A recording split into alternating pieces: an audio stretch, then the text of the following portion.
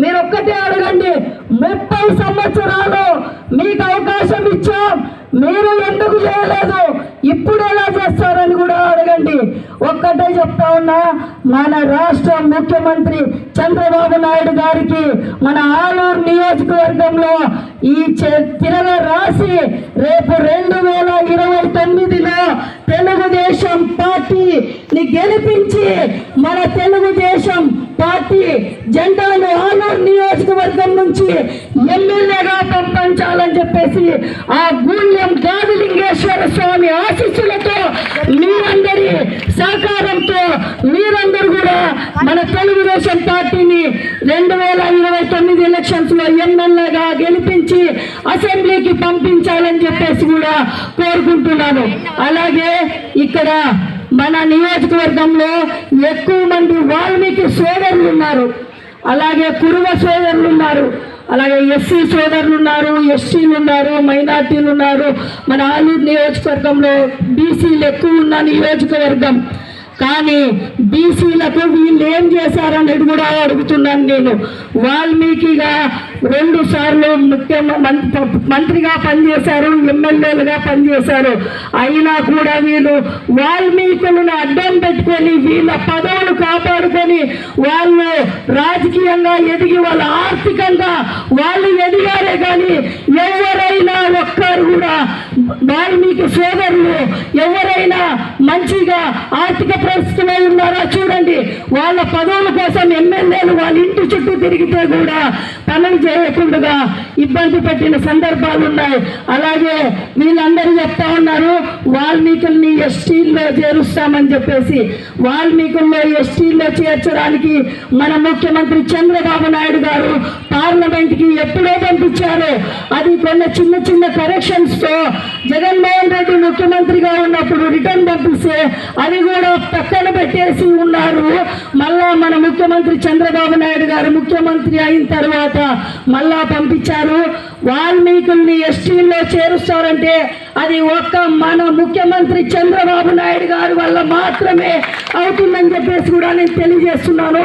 వీళ్ళ మాటలు మీరు నమ్మద్దండి.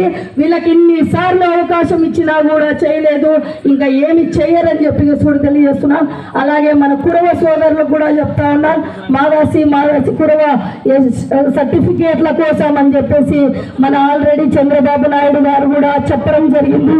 వాళ్ళని కూడా తొందరలోనే మేము సార్ దృష్టికి కూడా తీసుకెళ్తాం. మన ఆలూరు నియోజకవర్గంలో 65,000 మంది జనాభా ఉన్న నియోజకవర్గం సార్. మేము వాళ్ళకు మీరు తప్పకుండా చేయాలని చెప్పేసి కూడా మేము ముఖ్యమంత్రి గారి దృష్టికి కూడా తీసుకెళ్తామని చెప్పి కూడా తెలియజేస్తా ఉన్నాం.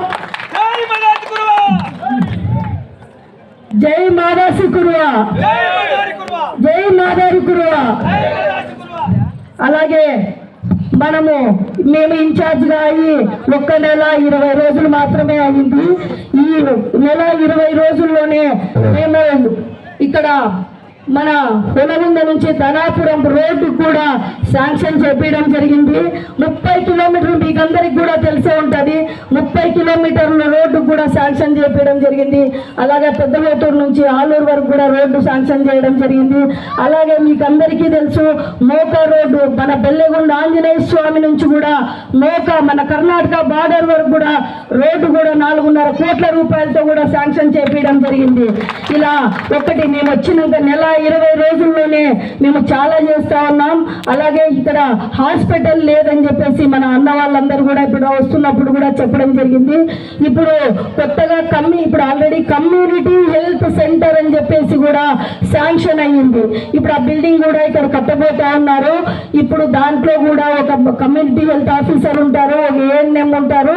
వాళ్ళకు మీకు ఏదైనా ఆపద వచ్చిన వెంటనే వాళ్ళు మీకు ఇక్కడ ప్రాథమికంగా చికిత్స చేసి మిమ్మల్ని మెరుగైన చికిత్స కోసం పక్కకి తీసుకెళ్తారు. అలా కాకుండా ఇదితో పాటు ఇప్పుడు మా దృష్టికి తీసుకొచ్చారు. ఇది ఒక్కటే కాకుండా హాస్పిటల్ కూడా కావాలని చెప్పేసి అన్నవాళ్ళు కోరుతా ఉన్నారు.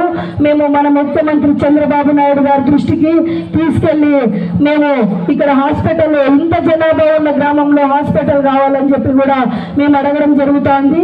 అలానే ఇంకోటి అన్నవాళ్ళు చెప్పారు ఇక్కడ స్కూల్లో మంచినీటి సౌకర్యం లేదని చెప్పేసి కూడా అది మీకు అతి తొందరలోనే వాళ్ళకు పిల్లలకు కూడా అక్కడ షెడ్లు కానీ ఏదైనా వేపించి నీటి సమస్య కూడా అతి తొందరలోనే తీరుస్తామని చెప్పేసి కూడా తెలియజేస్తా ఉన్నాం. అలాగే మేడం డైనింగ్ హాల్ కూడా డైనింగ్ హాల్ పిల్లలకి.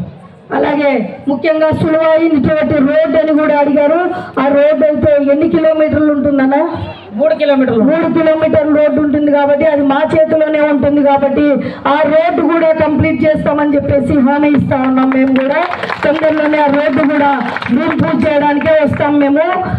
అది కూడా కంప్లీట్ చేస్తామని చెప్పేసి కూడా తెలియజేస్తా ఉన్నాం. ఈ గూళ్ళెం గ్రామ ప్రజలు, మా మామగారు ఆ రోజు ఈ గ్రామం అంటే ఎంతో ఇష్టం. ఎందుకంటే చాలా మంది సీనియర్ నాయకులు ఉన్నారు ఇక్కడ. రాజశేఖర్ గౌడ్ అన్న గారు ఉన్నారు, పాలాక్షి గారు ఉన్నారు, పెంపాపతి అన్న ఉన్నారు, అలాగే పాల్రెడ్డి అన్న ఉన్నారు, అలాగే లింగమల్లపన్న ఉన్నారు, మన గూళ్ళెం ప్రకాష్ అన్న ఉన్నారు. ఇలా పెద్దలందరూ ఉన్నారు. ఈ గ్రామానికి మాకందరి గ్రామ ప్రజలందరూ కూడా మొన్న వచ్చి కలవడం జరిగింది. ఇప్పుడు నుంచి చూస్తారు గూళ్ళెం అంటే ఇప్పటి వరకు అభివృద్ధి జరగలేదు, ఇప్పుడు జరుగుతుందని చెప్పేసి కూడా.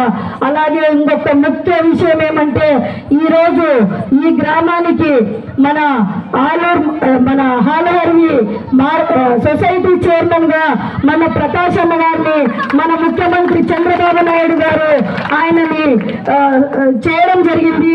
అలాగే మన ఆలూరు నియోజకవర్గం నుంచి 3 కురువ సోదరులకి అవకాశం ఇచ్చాం. ఎవరంటే మన ప్రకాష్ అన్న గారు, అలాగే మన కురువ ఈరన్న గారు, అలాగే మన లక్ష్మీకాంతం రామదుర్గం సొసైటీ నుంచి లక్ష్మీకాంతం కూడా సొసైటీ ప్రెసిడెంట్లుగా మన ముఖ్యమంత్రి చంద్రబాబు నాయుడు గారు ఎప్పుడూ లేని విధంగా 3 కురువ సోదరులకు అవకాశం ఇచ్చారు.